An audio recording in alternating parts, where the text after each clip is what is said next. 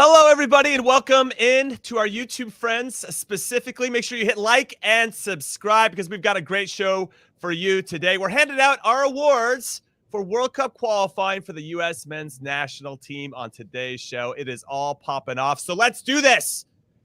What is up, everybody? Welcome to another exciting installment of In Soccer We Trust, your three favorite U.S. men's national team players of all time. Charlie Davies, Heath, Pearce, and myself, Jimmy Conrad, are here with the best podcast around the beautiful game as it pertains to U.S. soccer overall. And we're going to hand out our awards today for World Cup qualifying. But we have to start with some bad news, fellas. We got to start with the news that Gio Reyna is hurt once again. And Heath, I'm going to come to you first on this. Is it Gio Reyna's fault, or can we start putting blame on Borussia Dortmund's physios? They're people that are supposed to be taking care of him.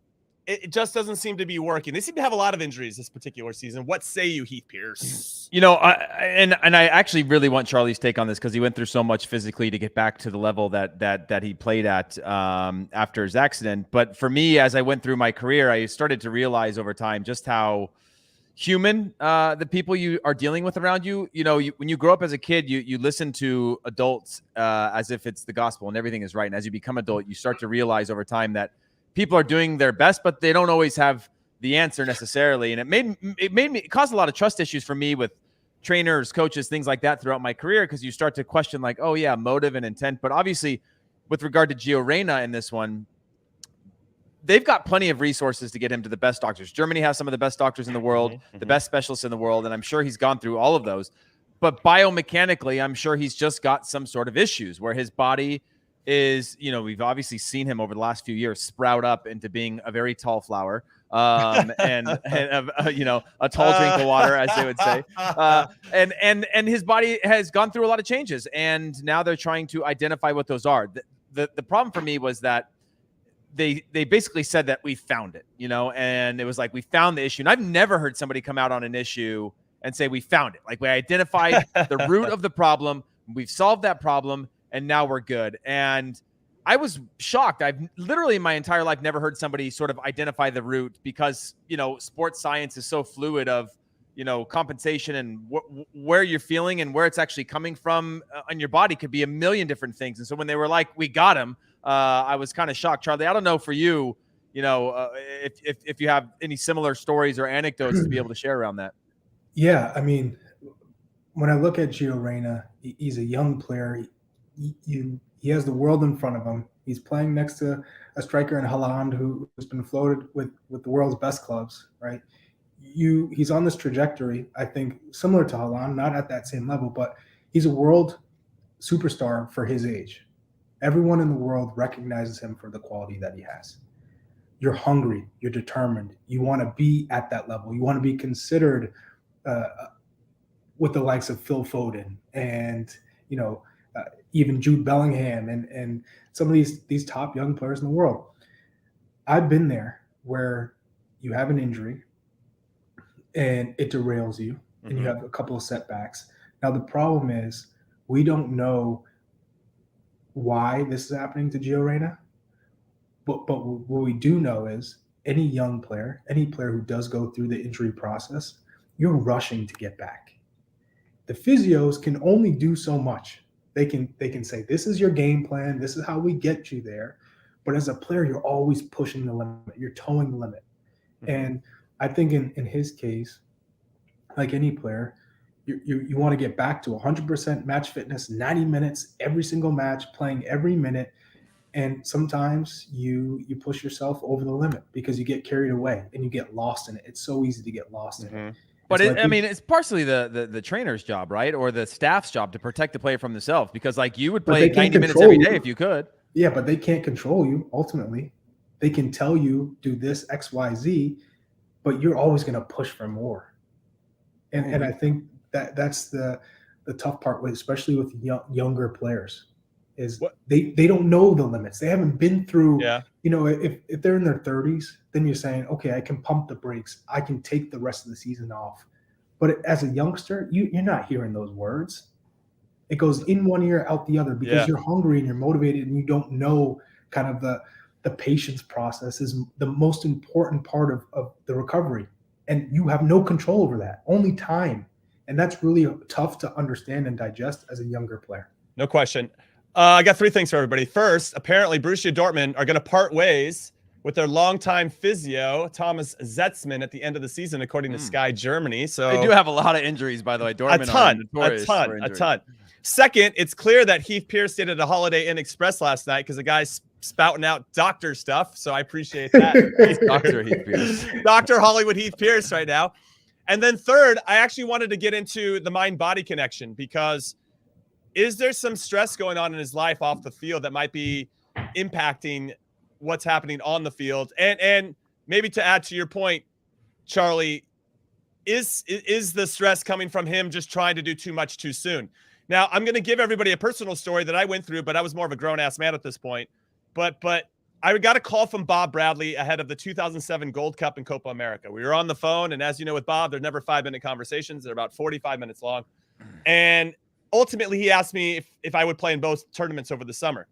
So I'd be gone for probably 8 weeks away from my family. And my wife, who hadn't had a baby yet prior to that call, we had our first baby about 3 weeks later.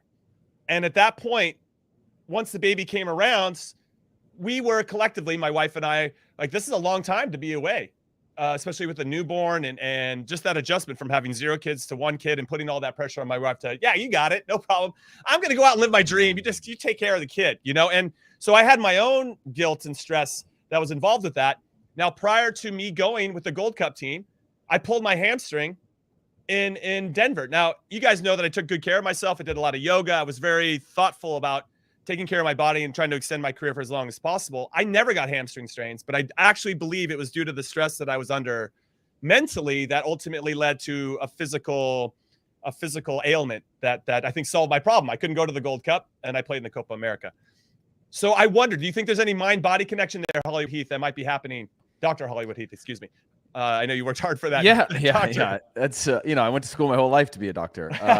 So please put that in my name. But I think there's the. But what is it though? He's only 19.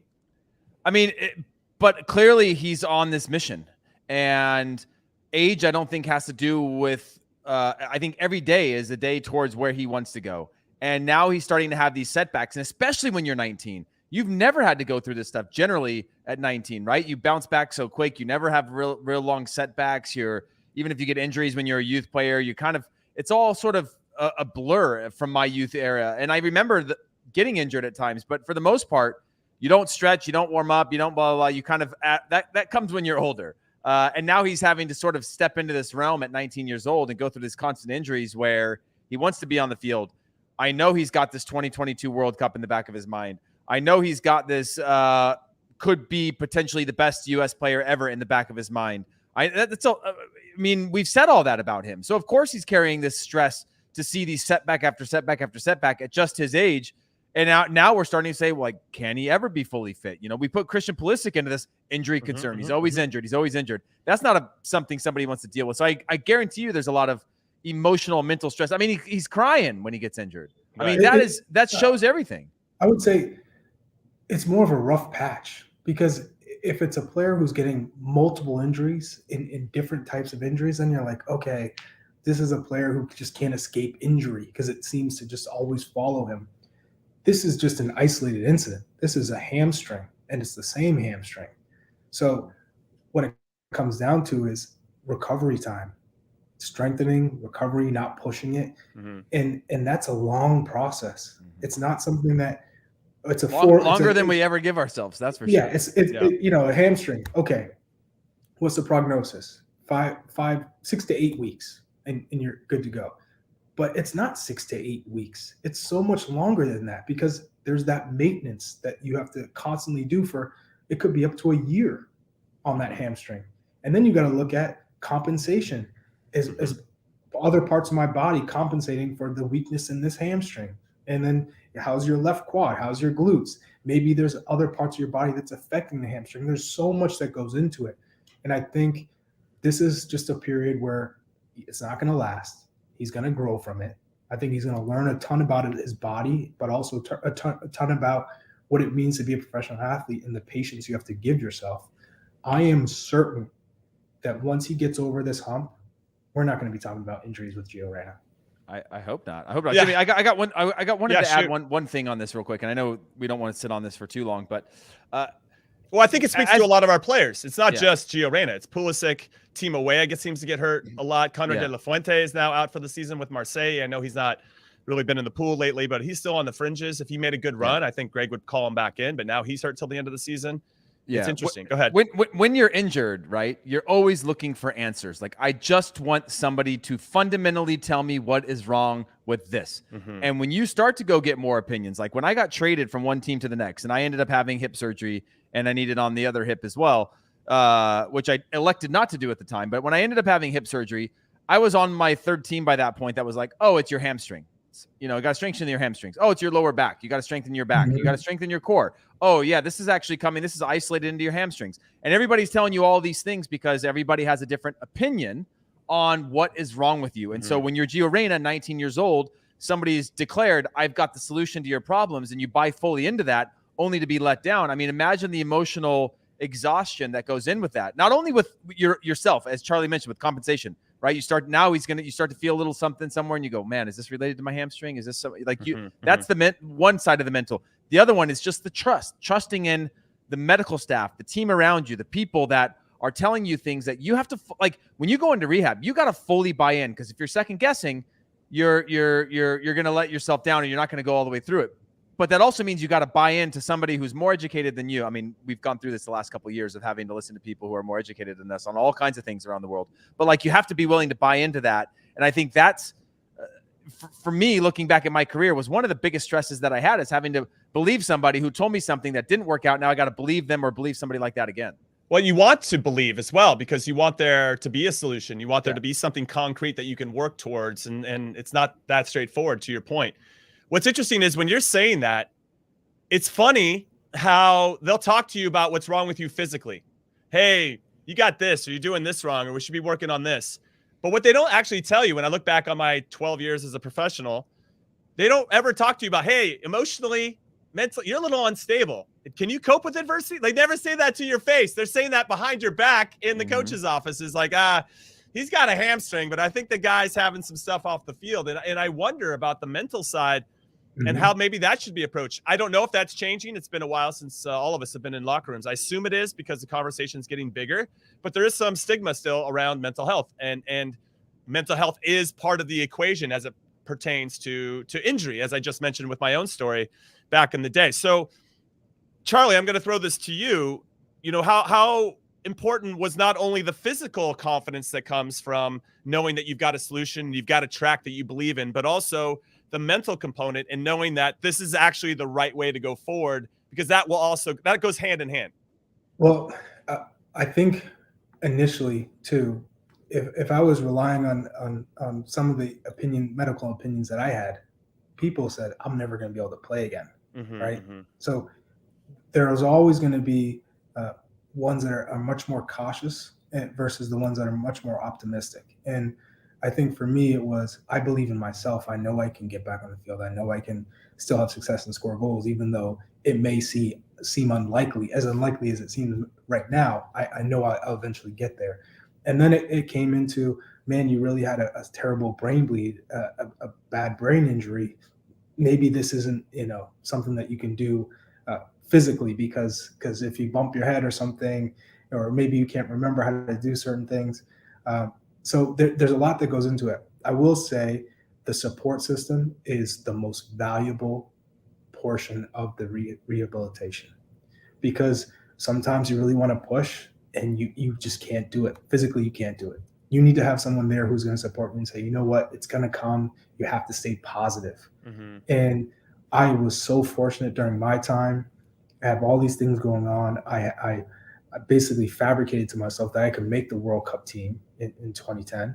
And, I couldn't even walk. And I'm telling myself I can make that roster. And so I think the initial 3 months after that, it was just pushing. I would be crying. I'd be, sweating. I'd be in so much pain. But all of that felt like it was necessary if I was going to meet those goals. And at the end of the day, I always had my wife. I had James Hashimoto, and I had Gucci Onyewu and Stu Holden. And it ended up being those 4 people throughout the whole process giving me that constant support, along with the fans, because that makes a big difference. If you're a fan and you're sending in tweets, I read every single tweet that was out throughout that whole time. And I always fed off of that positive energy. I always fed off of them with, sending their well wishes and hoping for the best. And yeah, I'm telling you right now, that makes a big difference. It really does. Support system is everything. And that's what keeps players going. And it keeps players staying positive and not doubting themselves, because it's so easy to doubt. So what do you say about, I mean, there's so much to get into with your story, but let's go to the tail end of it first. With regard to social media, I mean, when the players, because they're human beings, just like you were when you're going through your difficult time, they're reading the same stuff. But when they go on and see that, the fan base thinks they're crap or whatever, I assume you think, or no, you guys both know a lot of the players. It has to impact these guys. Charlie? They read it. They read every word. If that wasn't clear enough from Christian with the Man in the Mirror t-shirt, the whole, people telling me I didn't mean to do that on purpose, that first touch, of course I did. They read everything. And it was the same way when we played. We read everything. We didn't necessarily address everything, but we read everything. And it either empowered you, it motivated you to prove people wrong, or in some cases, when you got the positive news, you're like, I feel good today because people are talking about my performance and I did really well. And, you could tell around the locker room, certain guys that were, walking on their toes and feeling good is because you read the same thing that they did. It was a positive piece about their performance, and it was evident. So I think these same players, when things are going well, they're reading that, but they're also reading if it's a draw or, it was a win, but it was a narrow win and it wasn't good enough. They're reading that as well. And you could tell they're owning it too. It's not something they're running from. They're owning it. Yeah. Heath, this generation of players obviously walking into more landmines, I'd say, on the media front than when we were coming up, because social media wasn't as evolved and as mature as it is now. I don't know, evolved might not be the right word, but because I don't know if it's evolved or not. It seems like it's devolved into more negativity than I think what it set out to do when it first got started. But these guys seem to know that this is just part of the job now. They're still human beings at the end of the day. Do you think that not to say that people need to be, I mean, there was an issue in Kansas City. Johnny Russell, captain of Kansas City, they lost this past weekend in Nashville FC. Some fans were like, you guys got to do better, essentially, from what I'm hearing. I'm paraphrasing here. Pick it up. This isn't good enough. And Johnny Russell went into the stands and confronted him. And the fans, I read a statement from them saying, hey, we're not just going to hide behind some anonymous social media handles. We're going to tell it to your face. And it wasn't good enough, and it hasn't been good enough. And Johnny Russell took exception to it and went into the stands. Do you think we're going to see more of that? Do you think it's just, I mean, what do you think how this, I don't even know where my question is there. This is very deep to me, but I think we are going to continue to see more of that. I think the voice of the athlete is going to increase. I think, therefore, the voice of the I mean, we're just at an era where it's no longer TV talking. I mean, look what we're doing now, right? We're running on a live chat, where it's no longer us talking at somebody in a linear television setting where people could then go to their forums and whatever to talk amongst themselves or talk whatever. This is big soccer. This isn't the big soccer blogs. Like, this is a two-way conversation. The world is globalized now, and everything is two-way. And so that comes with the responsibility of the athlete. It also comes with, not responsibility, but the I guess the luxury for the athlete to be able to speak directly and amplify their voice directly. But it also means the fans want to amplify their voice because they're a paying ticket member that want to be entertained and have a certain standard. Now, obviously, there's a big gray area in the middle there of where it goes wrong, but I think that's going to continue to increase. But as Charlie mentioned, they read it, they see it, and that can be something that people pound their chest and try to act like they're bulletproof. But some people it affects negatively. Other people, personality types, they feed off of that negative energy and that sort of thing. So yeah, there's no one-stop shop or answer for any of that. Yeah, well, in the off chance that you haven't heard me say this before, everybody, hit like and subscribe. Leave us some comments here on the YouTubes. Hit that subscribe button and leave us a 5-star review if you're really enjoying the content that is coming out of our collective mouths on any podcast platform that you like to listen to your podcast. Now, let's keep it in Germany. U.S. men's national team related. Tyler Adams is someone we've discussed. Does he need to make a move this upcoming summer? Should he stay at RB Leipzig? Well, who are we to say anything about it? We had our very own Luis Miguel Echegaray on the Que Golazo podcast. Shout out to them. Make sure you're subscribing to them as well. And he had Fabrizio Romano, the transfer guru, on to answer this very question about Tyler Adams. Let's take a look at it now. Adams, Fabrizio Romano. To me, the most important player for the American side, definitely in recent years. I know Pulisic, I know Gio Reyna, Brendan Harrison, but Tyler Adams puts everything together. But he's kind of fallen down the pecking order at Leipzig. What's going on with him? Is there any interest, do you think, from any other clubs? He was a player on the list of Arsenal last January, but then was not a concrete option because Arsenal decided to wait till the summer before signing a midfielder. He's always had a lot of interest around him from the Premier League, so I'm sure that in the summer he could have some possibility to join some Premier League club or maybe Bundesliga club. Let's see what happens. But I see him on the move in the summer, honestly. He deserves to play. He's a really talented player, as you mentioned. So he's already people for him, of course, agents exploring the market.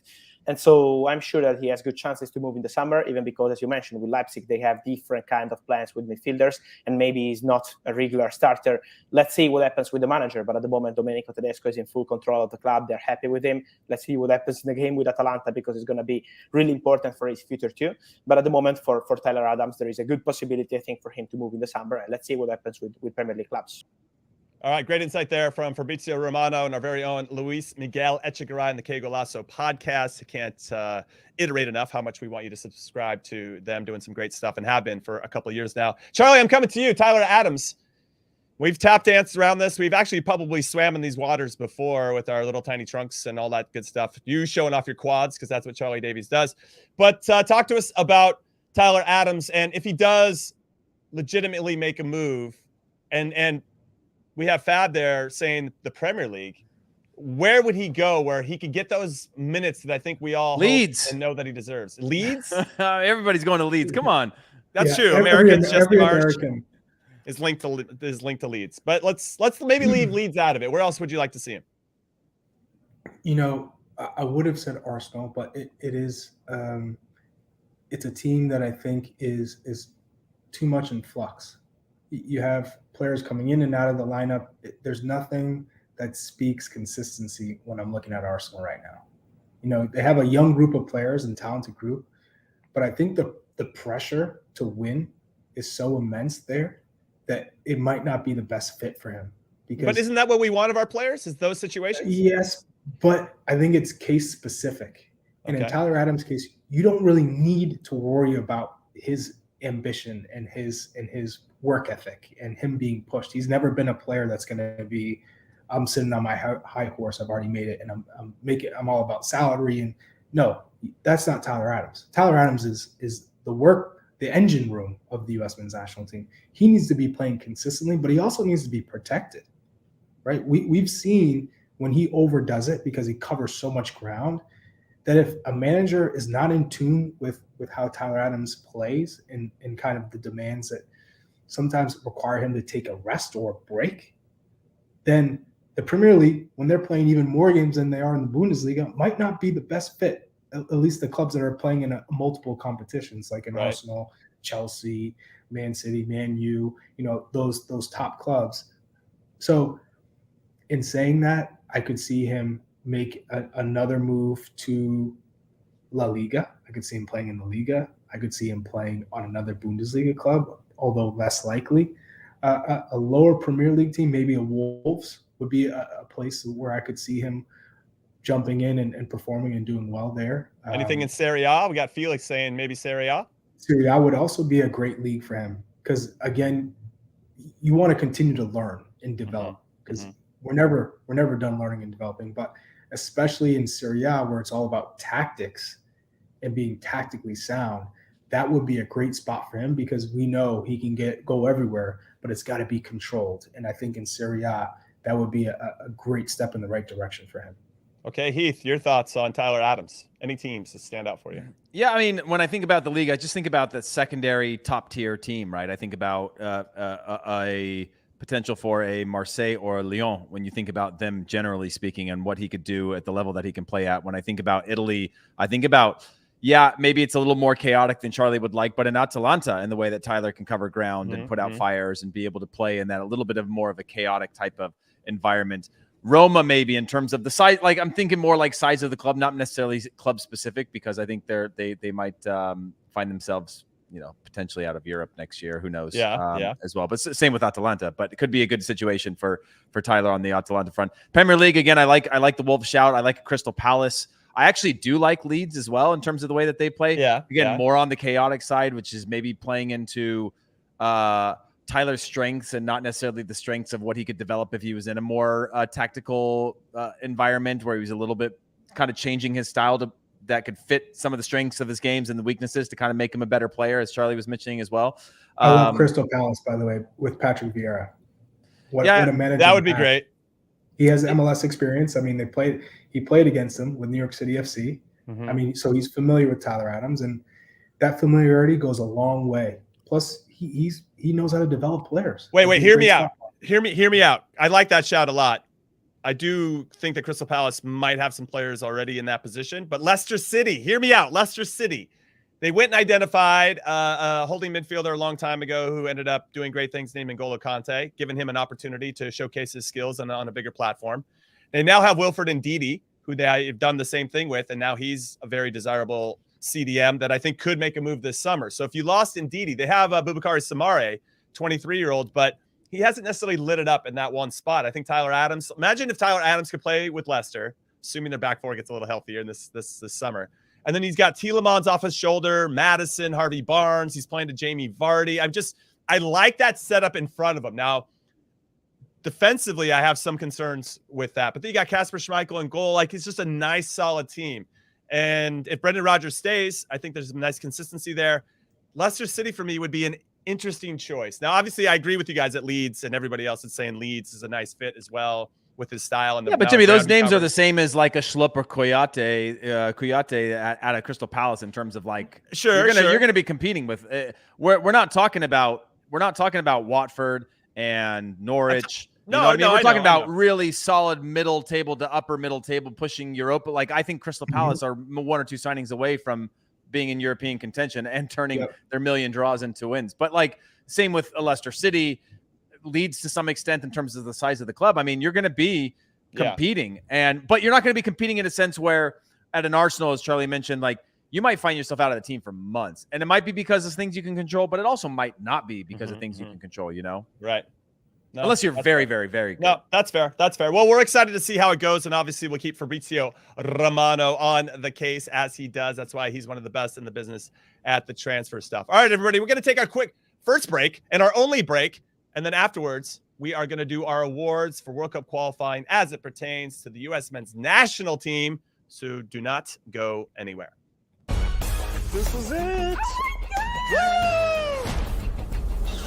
We're back. Come on, be my baby tonight. Julie has a controversial history with many of us. I'm not trying to mess with that lady. My sexuality made you feel uncomfortable. That door is open and I can leave. I'm either with you 100% or I'm not with you at all. You didn't apologize. I hate you. Why did I come back here? The Real World Homecoming, New Orleans. Streaming April 20th exclusively on Paramount+. Wow, drama alert there on Paramount Plus with the new Real World stuff. Now that is for all you watching on YouTube. For everybody that are listening on podcast, you have no idea what I'm talking about, and that is hilarious. So make sure you hit like and subscribe on the YouTube so you don't miss it out, and you can see what this advertisement with Paramount Plus is all about. All right, everybody, welcome back to In Soccer We Trust. I'm Jimmy Conrad alongside Charlie Davies and Heath Pearce, and now we're going to get into our awards for World Cup qualifying, the U.S. men's national team edition. Now, here is the order, okay? We're going to do breakout star through these 14 games, best individual performance, best collective performance, best moments, MVP, best goal, and best utility player. I assume there's going to be some caveats to some of these in terms of who we voted for. I don't know what Charlie voted for. I don't know what Heath, and I don't think that you guys know who I voted for, so we're kind of all walking into this pretty blind. But producer Alex is going to throw up, well, first the order that everybody can see that I just mentioned. But breakout star. Charlie, I'm going to come to you first.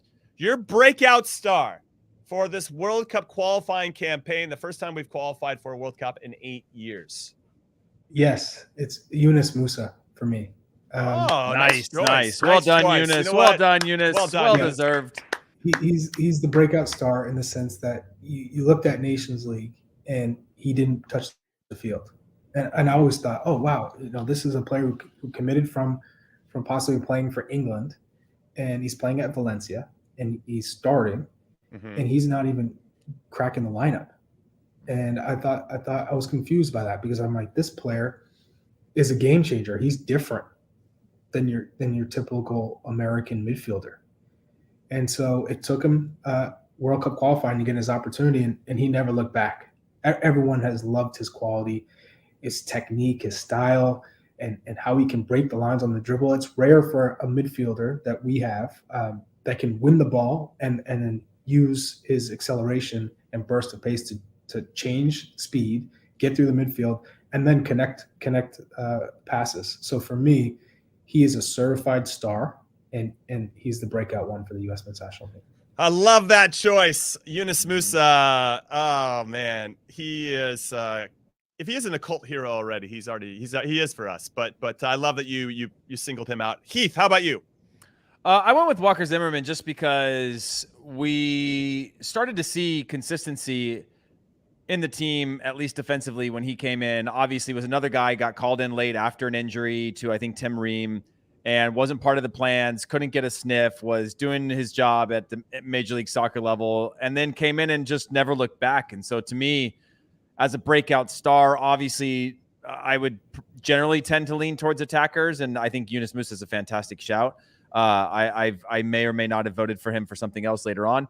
But wow, that's a tease. But Walker Zimmerman for me is just one that I think we've now found at least our identity as a back line, right? We're not going to be necessarily playing through or breaking lines with passing. We're a little bit more traditional, but at least we know what we are there. And I think going into that with John Anthony Brooks and Aaron Long in the past, and then Robinson, and just the carousel of players. I know we've had that everywhere, but to me, that was just a really important step for the national team, is to find that person that was going to step up and take a spot and never look back. And I think he's done that. Yeah, that's a good choice as well. I might have nominated him for something a little bit different. Oh, another tease. I went with Brendan Aronson, and I think he broke out because coming into qualifying, not that a lot wasn't expected of him. Obviously, he was showing well for RB Salzburg, but it's the fact that we lost Gio Reyna for a significant amount of time. We lost Christian Pulisic for a significant amount of time. And not only was it Brendan Aronson who stepped up, I think Timo Weah is very close to being the breakout star. Anthony Robinson, I think, could be in that conversation as well. Guys that kind of owned it, took responsibility, filled the void that we thought we were going to have, and stepped up and made some big plays. He scored and ultimately created that goal against Canada at home by himself, just by some good awareness and some backtracking, which I think gave him some confidence. He scored in the second half against Honduras the next game. He was influential against Jamaica at home, and he really got us some vital wins and some vital points, especially when we were missing some big guys. I think we might, in some ways, have some recency bias because he wasn't part of the last window, and Reyna and Pulisic were in. But he wasn't great the window before that either, by the way. He wasn't. That's why, because I literally, these were my three people that I was thinking through, and I was like, Musa, yeah, I don't know. Brendan Aronson, certainly the first half, and also over the last year in terms of just like this guy that no one expected to become like potentially a sure starter. And then Timo Weah came along and sort of shifted the dynamic of that. Yeah, those are all good. I mean, there's plenty of players we could have chosen here, and that's what I think makes this award so interesting. If you guys want to hit us up on Twitter, ISWT Pod on Twitter, let us know who you think was your breakout star or any of these awards. Let us know. We'd like to hear your thoughts. And of course, on the YouTube, hit us up in the comments.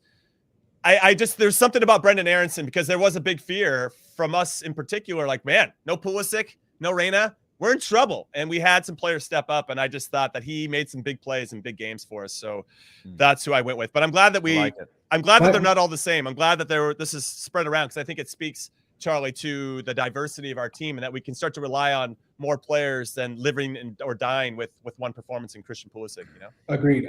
I guess my thing is, if they're a breakout star, which means they're a star on the U.S. men's national team, when they're at their best, they're starting. I don't think that Brendan Aronson will be starting if he's at his best and everyone else is healthy. I think Venus Musa. Charlie hates the U.S. men's national team. Charlie hates and Brennan Aronson, obviously. Hey, Charlie, if you just could develop a number 9, we could all agree on that being the breakout star. Okay, it could have been Ricardo Pepi. It was for like 3 weeks. But just do your job, Charlie, so we can all just go into this award show just giving this one player everything like U.S. Soccer Awards. Yeah, you got it. And Walker Zimmerman, same thing. If Miles Robinson's at his best and Walker Zimmerman's at his best, who's number 1 penned in? And then you throw in Chris Richards, you throw in Mark McKenzie, who we haven't seen, but we both know when he's playing at his best, like we saw in Major League Soccer, he is unmistakably dominant. You got to throw John Brooks in that conversation. Aaron John Long. Exactly. John Brooks. So are you suggesting that Walker Zimmerman's not you think that we could start Robinson over Zimmerman? No, I'm just asking you the question. Oh, yeah, for sure. I think Walker Zimmerman's the first guy you put in that back line right now at his best, because his game is predictable, because he's consistent. Obviously, there's certain aspects of his game that I would love to have John Anthony Brooks' feet or the speed of a Miles Robinson and those types of things. But I don't think Miles Robinson can lead that back line if you put him next to Mark McKenzie or put him next to whatever. I think Walker Zimmerman has decided, I own this back line. I am what I am who I am, and the team has gotten better because of that predictability, even if it's not the world-class level or a higher level or the potential that I see in some of our other defenders, which could have a higher upside. Well said. All right, let's move on to the next one. Best individual performance. And Charlie, you get to go first. It's the hat trick versus Panama for Christian Pulisic. And the reason why that is the best individual performance for me is because that's what got them the World Cup spot. That performance, he needed to come up big. You could have said coming off the bench and scoring, the goal against Mexico, the game winner in the 2-0 match. You could have said what Heath said, Ricardo Pepi, scoring the goals against Jamaica, or in the second half coming in against Honduras. But for me, it was the exclamation point on World Cup qualifying. And it had to be from your best player. And it had to be a significant moment for the group to kind of rally around, and also kind of give him a little bit belief and trust that he is the leader. He is going to perform when the team needs him to, when the country's depending on him to get us to another World Cup, and not to have the same failures of 2018 cycle. And he did it. And so for me, that's why this is the best individual performance. Charlie, I agree with you. I have the same thing. Not only for all the reasons you mentioned, but he wore the captain's armband. And we'd seen in the past that sometimes he doesn't play as well when he's got that piece of cloth around his arm. It's like he's thinking about, and this is a good thing to have as a captain, you're thinking about everybody but yourself. But sometimes you want your attacking players just thinking, just score, baby. Just create goals. That's all that really matters. Leave the leadership and trying to raise the game of everybody else to somebody else, maybe a little bit farther behind the field. They can see the whole field, blah, blah, blah. But I love that he took on that responsibility and he stepped up and he demonstrated why he's our best player.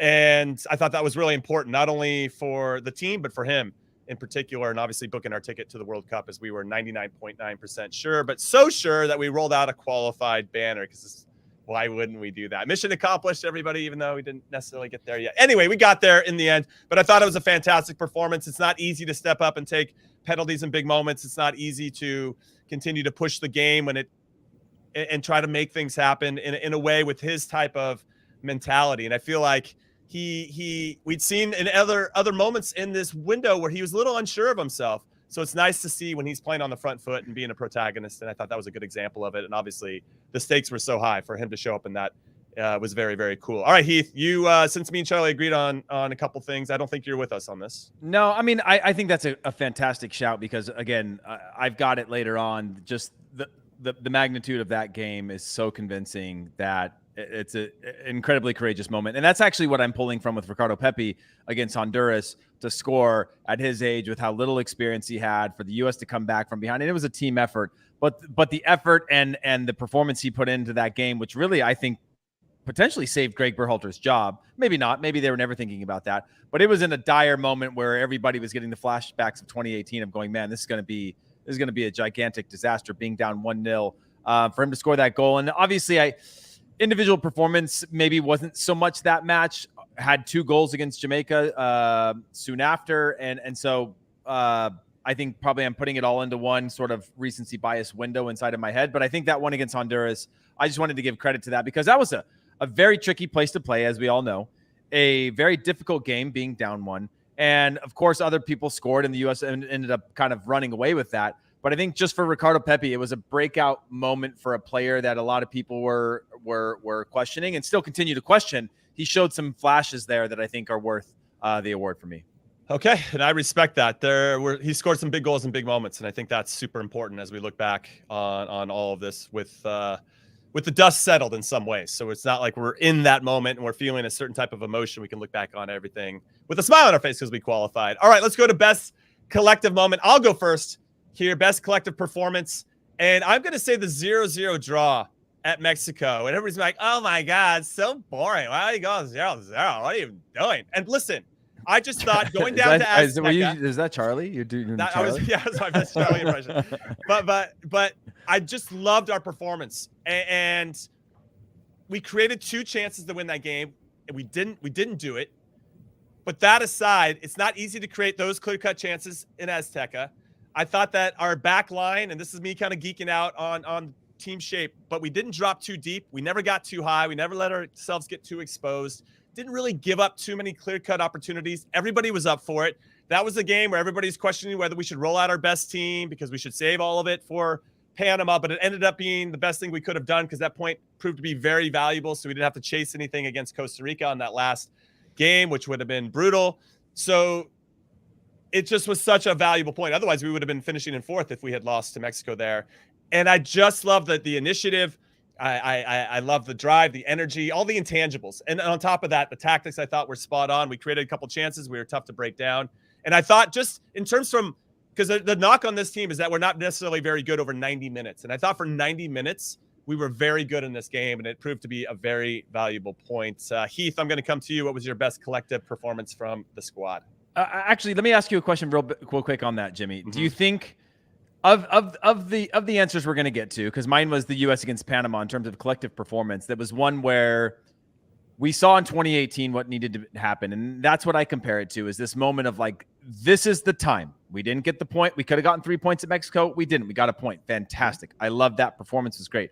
But this was the time to show up. This was the time to arrive against a team who was also trying to show up, who had to show up, and the U.S. absolutely battered them.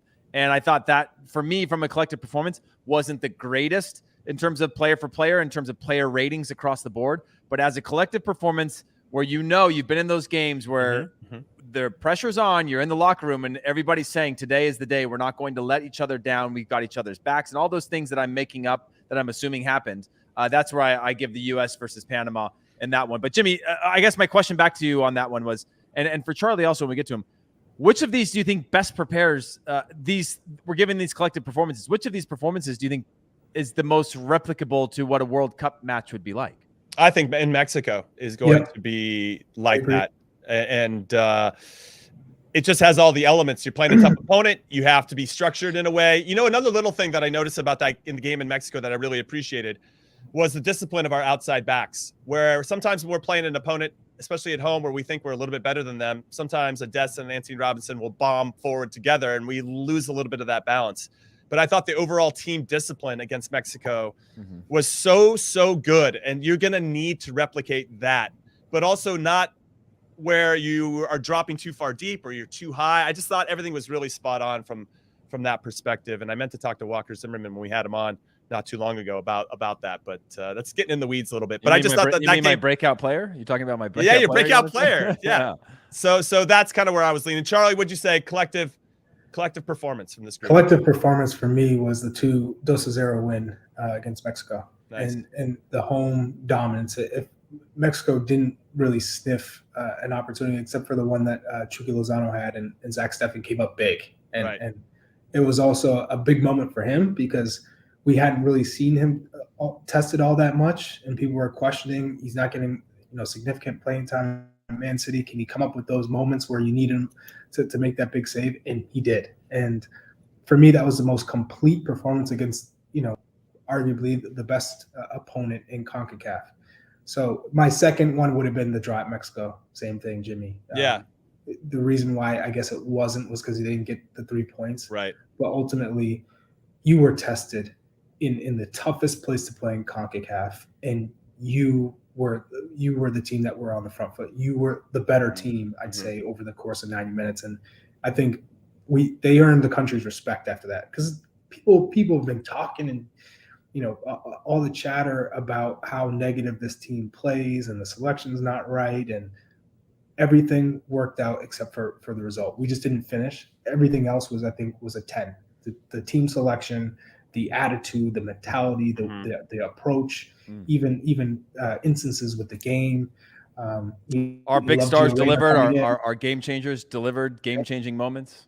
Yeah, for the World Cup, for me, you're only going to get a couple chances just like that. Mm-hmm. And can you finish those chances are really going to make or break whether we get out of the group or not. I mean, and so that's why I like that Mexico game in Azteca as well, is that we created really good chances. Now, obviously, the end game is to finish those, but that's how it's going to look. You're going to get like 2 or 3 looks against Iran and England, maybe even less. You might just get one clean look. When I remember England versus Germany in the Euros, Thomas Muller had that one breakaway, but that was it. Germany really didn't have any other looks. And when they missed that opportunity, you could see them all deflate. And so we have to make sure, obviously, we take advantage of those. This goes for every nation, right? You got to score your goals when you get the good chances. All right, let's move on to best moment. And whose turn is it to go first? I'm going to go to Charlie on this one. Charlie. Jimmy, you go first. You never go first. first. I just went on the collective performance. Oh, okay. But okay, fine. I'll go best moment. I'd say 4 goals in 1/2 versus Honduras. We've already kind of talked about it, so I don't need to go too far into it. But we were down 1-0 in this game. Mm-hmm. And we went with the lineup that wasn't necessarily working. And I thought the in-game management at halftime for Greg Berhalter, I think this is a big moment for Greg Berhalter in particular and his staff, that the tinkering isn't working. Let's just put our best guys in their best positions and let's see what happens. And we responded with 4 great goals.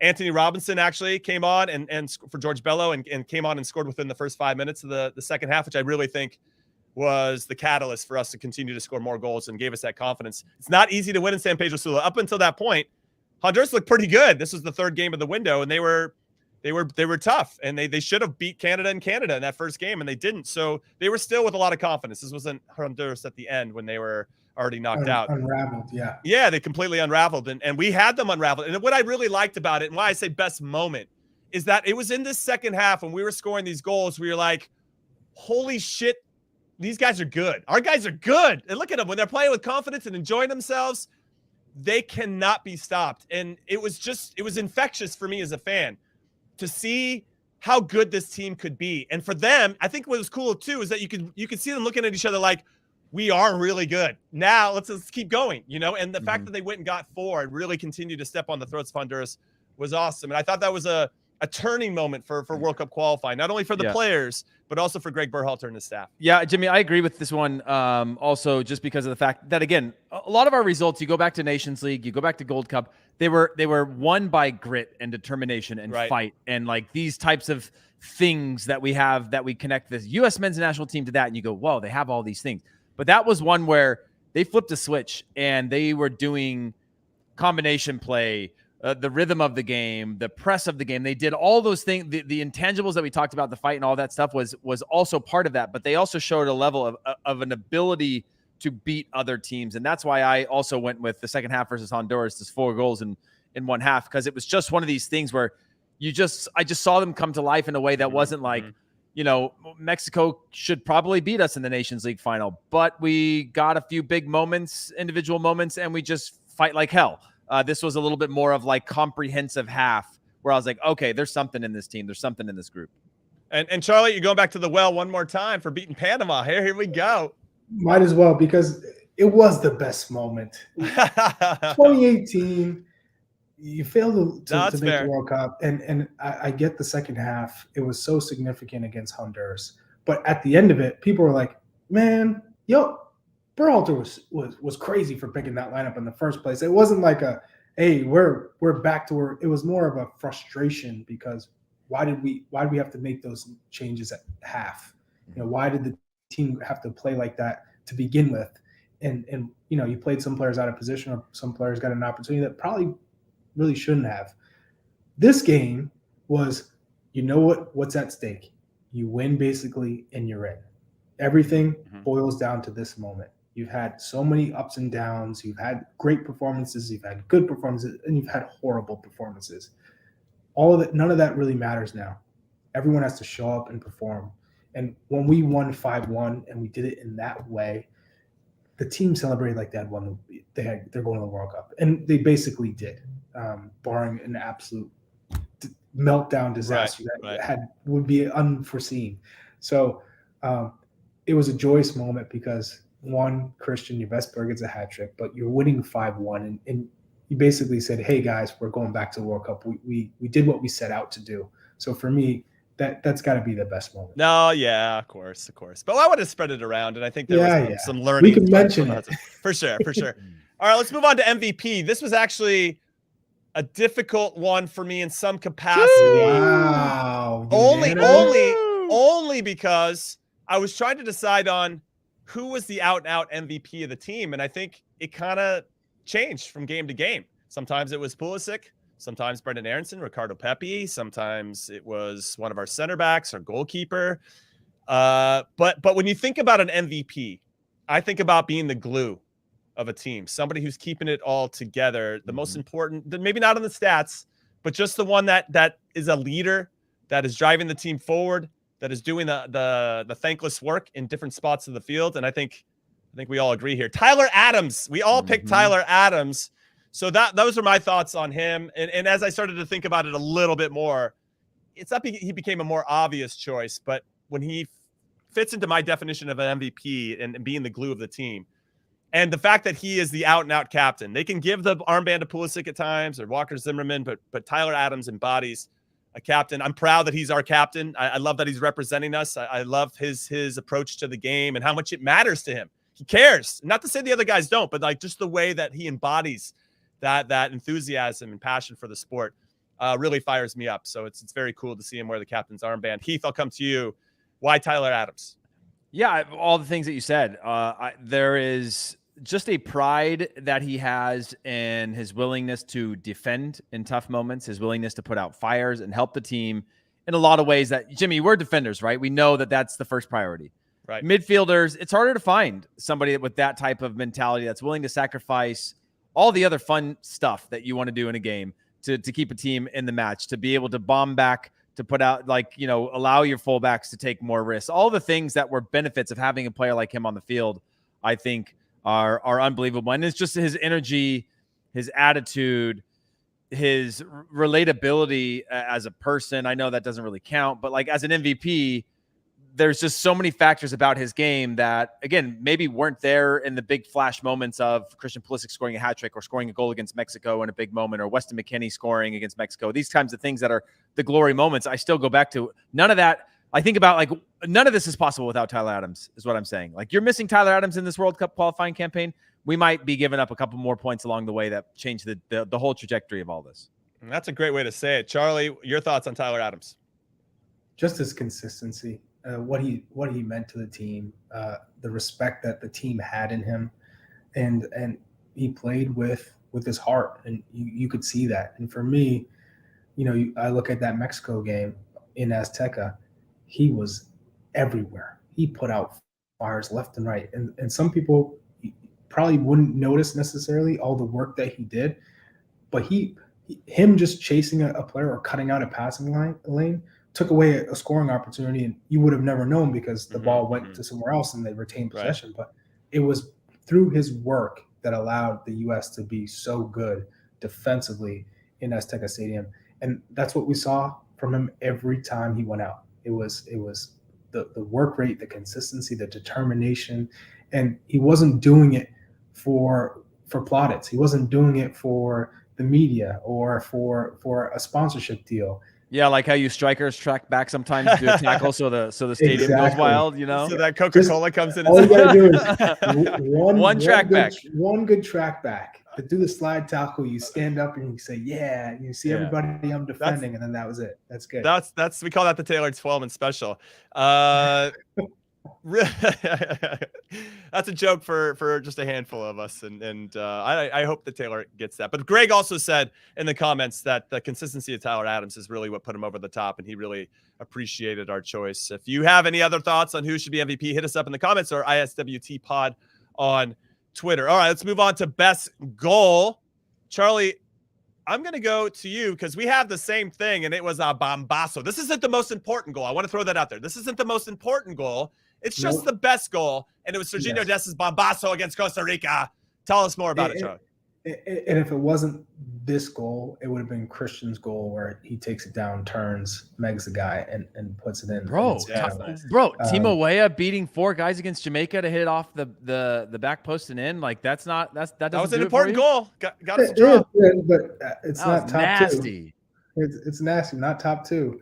Serginho Dest coming in from the right side to his less dominant left foot and just spanks it past the best goalkeeper in CONCACAF and Keylor Navas, upper 90. I mean, that for me, from your right back, just fantastic. That's the most 2-footed man I've ever seen, by the way. I don't know. Are we calling it less dominant? Okay, fine. But what I want to say about that is that we gave up an early goal to Costa Rica. We gave up an early goal to Costa Rica. So that one, before halftime, getting into the locker room at 1-1 is much different than going down to Costa Rica at 1-0 and like, oh shit, here we go. So that there was some, in terms of importance, it still had a little bit of that with it. With regard to Timo Weah in Jamaica, still an important goal, but we scored first. And so it did help dictate a little bit of the terms, but kind of getting back into it, making it even, I think gives Dest a bit of an edge. And it was a bombazo. Heath, what are you going with? I went with actually the team goal against Canada. It was like 7-8 passes. It was one of the few times that I remember in qualifying where we had really good rhythm. It went up, back, over, then next pass, and then an overlap who cuts it across. I think Brendan Aronson scores that goal. But he initiated the whole movement, right? Yeah. Of his back pressing. Yeah, exactly. And it started in the midfield, and it just had this sequence of events that I think are beautiful. And I think this team has the potential to really have, and is going to have if we want to compete in World Cups against teams and be able to break them down, or in qualifying against low blocks, is that combination play, just moving the ball, pulling players in and out. I mean, they were pulling Canada all over the place in that build-up that led to the goal. Obviously, performance-wise for the team, or the end result wasn't great. But that was a moment for me. It reminded me also of the Honduras game, of just a few of these sequences that you're like almost like training ground sequences, which I think this team this team has so much technical quality that if we can just start to connect or have some sort of connective tissue that starts to string these plays together, we could be so much more dangerous than we currently are. But that was one that stood out for me as the best goal, because it was just a really team-oriented goal. You know what was the chef's kiss to that whole play? This was the home game against Canada, the second game of the qualifying window, was the timing of Anthony Robinson's run. His timing to wait for it to develop, and then his commitment to get there ultimately set up him in a full stride to play it right across to Brendan Aronson for the tap in. And that was against a very good, as you mentioned, Canada team that's very well organized. So yeah, it was a pretty good goal. But let's be honest, me and Charlie are right. Serginho Dest. Yeah, I mean, I knew somebody was going to go with Dest, so I was kind of just like, I got to go somewhere else with it. Yeah. All right. And you can't deny the goal. And you went with a team goal. Like I would have expected you to go to Weah or. Yeah, I looked at Weah's a bunch of times, and I was like, yeah, he beats these guys, and then he swims the last guy, smacks it with his left foot, which is really impressive. But I just. This one to me, again, when I just look at this team and I see how Gio Reyna plays at his club, and I see how Brendan Aronson plays at his club, I'm like, why can't we play like that? Why can't we have this combination play where there's a rhythm to the game and an understanding of like where the next pass is all the time? And I feel like sometimes we're close to that. That was an example of it actually paying off. Yeah, it was nice. It was a good goal, and I appreciate what it symbolizes as well, because it shows us the potential of what we're. You guys are selfish. That's what it is. You guys are selfish. I don't know. The Dest one was bombazo. All right, let's talk about our last one, the best utility player. Our last award for World Cup qualifying in CONCACAF for the U.S. men's national team. We're all over the shop. Yeah. And Heath, I'm coming to you first. Yeah, this one, Charlie have gone first a couple times. Yeah. I mean, he doesn't really fit the. It depends on how you define utility. Yeah, right? I define utility in the fact that similar to how Charlie defined him as his breakout star, that he's a player that like. If I'm building the team sheet, Yunus Musa is 1 or 2 on this team, because he's not going to score the goals like Weston McKennie is. He's not going to, be good in the air like that. He's not going to do what Christian Pulisic can do. But when I think about the fact that the littlest moments that make the difference at the international level, of being able to turn out of pressure, to be able to break lines of pressure on the dribble, to do all these things that force a team to go, oh man, like we got to respect this a little bit more. We got to sit back. I can't overcommit on this guy now. He has all these things. And when I think about how he plays at the club level, that he can play on the wing, he can play in the central midfield. He could be a kind of a false 10, or he can be an 8, or kind of how those hybrid positions of the 2 higher players in a 3-man midfield. I think he could do that job because he can play on the wing like he does at Valencia. And so when I think about that, I just go, you can move anybody you want in and out of the team. Okay, Tyler Adams as well. But you can move anybody around, and I'm still putting Yunus Musa as like my replacement. Oh, no, Brendan Aronson that day. Okay, put Yunus Musa on the wing if you need to stuff the midfield with something else. Like he's just, when I think about utility, I think about the fact that I need him around all the time, and if he doesn't fit in the exact spot because there's a specialty reason for it, he fits somewhere else on the field that day.